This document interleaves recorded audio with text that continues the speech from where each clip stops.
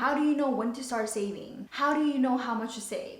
And how do you know you saved up enough to buy a house while you're renting? I will be going over all these questions that you may have about purchasing a house and whether or not you are prepared. If you are a returning subscriber, welcome back. And if you are new here, my name is Lucy. And in today's video, I will be going over how to save money to buy a house while you are renting. My channel is all about personal finance, investing, and building wealth.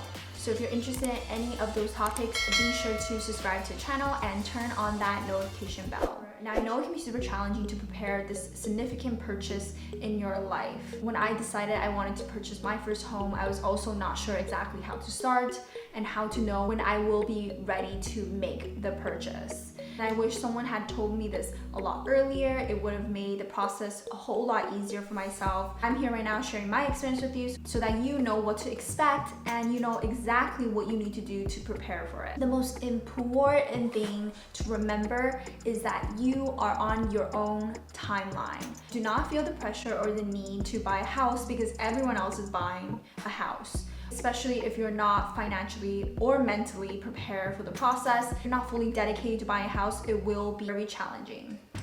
And this is all great tips for whether or not you plan to buy a house anytime soon or in the near future, or if you're just browsing some YouTube channel and you just want to see how realistic it can be for you to buy a house. Now, the most important thing is saving money. A house will cost a lot of money. Like the things that you would not expect to pay for while you're renting are things that you're gonna have to pay for while being a homeowner.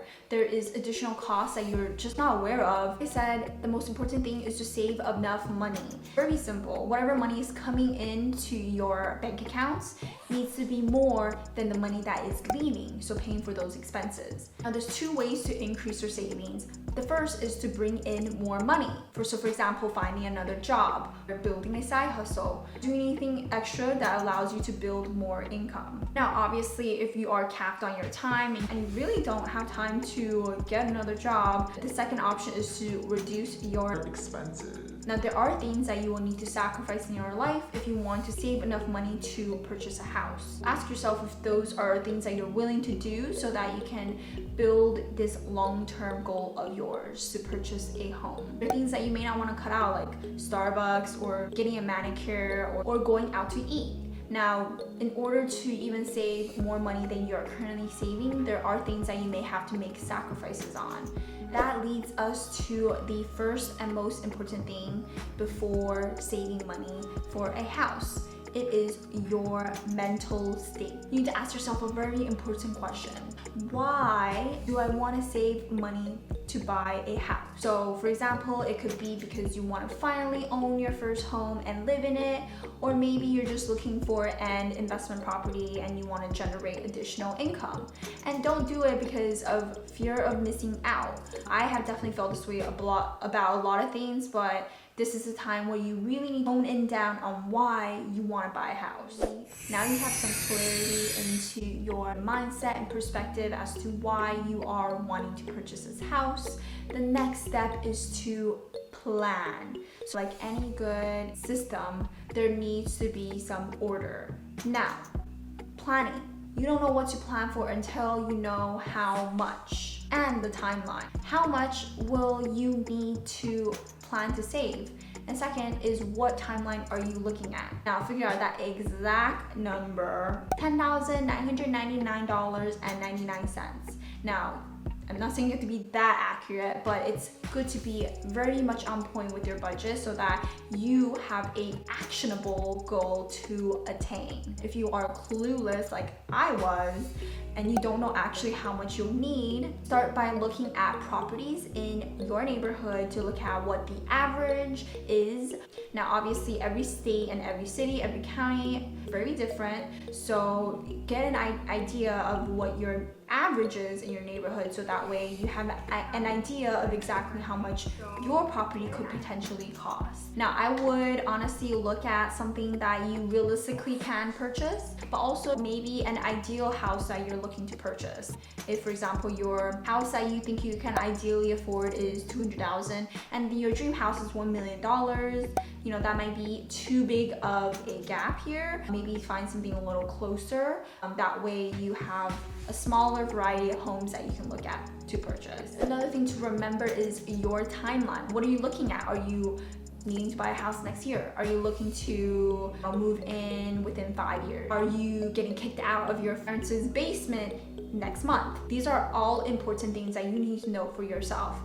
Everyone's timeline is different, so think about where you're currently at. And now, 2 of the costs that will be associated with purchasing a house is the down payment and the closing costs. Now, depending on what type of mortgage you have, whether that be VA, USDA, conventional, or FHA loan, ranging from 3% up to 5% minimum. So look into, you know, what type of mortgages you want to apply to. Maybe you want to apply to all of them. Good to always have multiple options. Now, the closing costs can vary greatly. They cost between 2 to 5% of the purchase price, and because of like the location, the type of home, as well as any sort of lender costs, these are all related to closing costs. The first thing is figure out how much the cost of the house would be, estimate the down payment and the closing costs, and then figure out month to month how much I need to save in order to build enough savings to reach my goal. So to give you an example, we'll work with an average home of about $250,000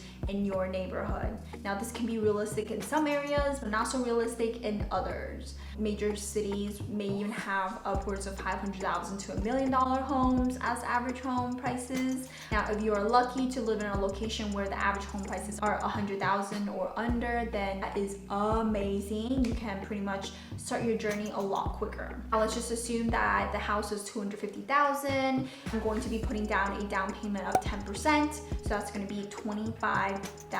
And then I'm just going to assume that the closing cost is $5,000 and say that I actually want to save this up in 2 years to purchase my house. Now, I would do $25,000 down payment plus a $5,000 closing cost, which gives me $30,000. I'll divide that number by 24 months. So that gives me about $1,250 per month that I need to put away in order to be prepared to buy my house in 2 years. Now, if I'm going to do this in 3 years, I'll divide $30,000 by 36 months, and that will give me about $833 per month. So I need to look at my budget. Do I make enough to save up $1,250? These are questions that you need to ask yourself. If you're uncomfortable saving this much money, then try to increase the months or years you have your goal. Give yourself a realistic timeline. You do not want to be pressured to put away more money than you can actually afford and then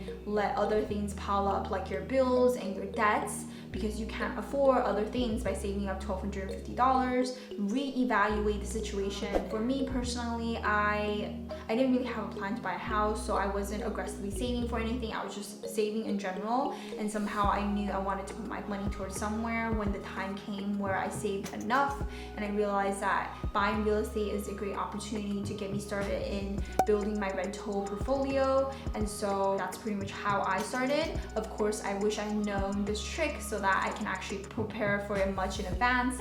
And like I said before, there are additional costs that I actually wasn't aware of in terms of like renovations, furnishing, moving costs. There's a lot of things that go into the house besides just the down payment and the closing costs. Now, another thing to know is to have more saved than to not have enough.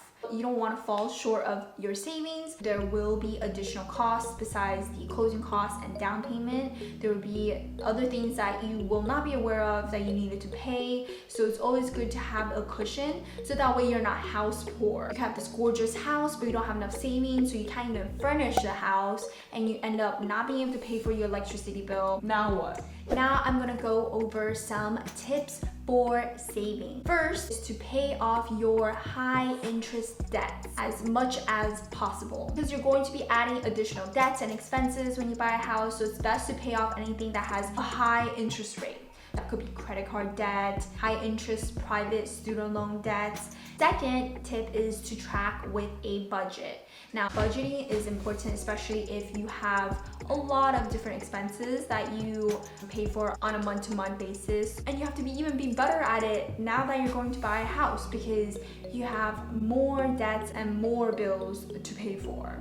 Another savings tip is putting your down payment in some sort of high interest money market or even an investment. That way your money isn't just sitting in a no interest bank account and you're actually accumulating additional interest or wealth. Now, obviously you don't want money to sit in a very low interest savings account, because the cost of inflation will obviously be more than the actual cost of your interest. You're actually losing out money. Check out my video linked below where I kind of go over why you shouldn't save. Now that is it. If you are looking to find ways on how to save money to buy your house, stick with your own plan. You have your own best interest, and renting is not at all bad. I hope you enjoyed this video and it gave you some insight into how much you need to save to buy a house. If you enjoyed this video and found any value, give it a thumbs up. And if you are on your journey to purchasing your first house, leave it in the comments below.